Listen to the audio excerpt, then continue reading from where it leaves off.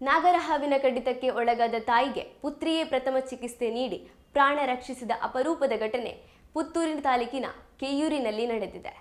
ಪುತ್ತೂರಿನ ವಿವೇಕಾನಂದ ಪದವಿ ಕಾಲೇಜಿನ ದ್ವಿತೀಯ BCA ವಿದ್ಯಾರ್ಥಿನಿ, ಸ್ಕೌಟ್ಸ್ ಮತ್ತು ಗೈಡ್ಸ್ನ ರೇಂಜರ್ ಕೂಡ ಆಗಿರುವ ಶ್ರಮ್ಯಾ ರೈ ಈ ಸಾಹಸಿ.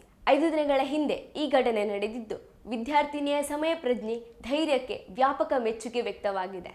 ಕೆಯೂರಿನಲ್ಲಿರುವ ತಮ್ಮ ತಾಯಿ ಮನೆಗೆ ಶ್ರಮ್ಯಾಳ ತಾಯಿ ಮಮತಾ ರೈ ಹೋಗಿದ್ದರು. ಅಲ್ಲಿ ಪಂಪ್ ಸ್ವಿಚ್ ಹಾಕಲೆಂದು ಮಮತಾ ರೈ ಅವರು ತೋಟಕ್ಕೆ ತೆರಳಿದ್ದರು. ಸ್ವಿಚ್ ಹಾಕಿ ಮರಳಿ ಬರುತ್ತಿರುವಾಗ ಕೆರೆಯ ಪಕ್ಕದಲ್ಲಿ ನಾಗರ ಹಾವನ್ನು ತುಳಿದಿದ್ದು, ಹಾವು ಅವರಿಗೆ ಕಚ್ಚಿತ್ತು.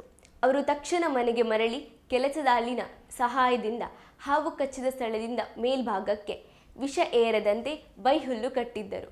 ಆದರೆ ಇದು ಹೆಚ್ಚು ಪ್ರಯೋಜನಕಾರಿ ಆಗಲಾರದು ಎಂದರಿತ ಶ್ರಮ್ಯಾ ರೈ ಹಾವು ಕಚ್ಚಿದ ಸ್ಥಳದಲ್ಲಿ ಬಾಯಿಯೂರಿ ಹೀರಿ ವಿಷ ತೆಗೆದಿದ್ದಾರೆ. ಅದಾದ ಬಳಿಕ ಮಮತಾ ರೈ ಅವರನ್ನು ಆಸ್ಪತ್ರೆಗೆ ಕರೆದೊಯ್ಯಲಾಯಿತು.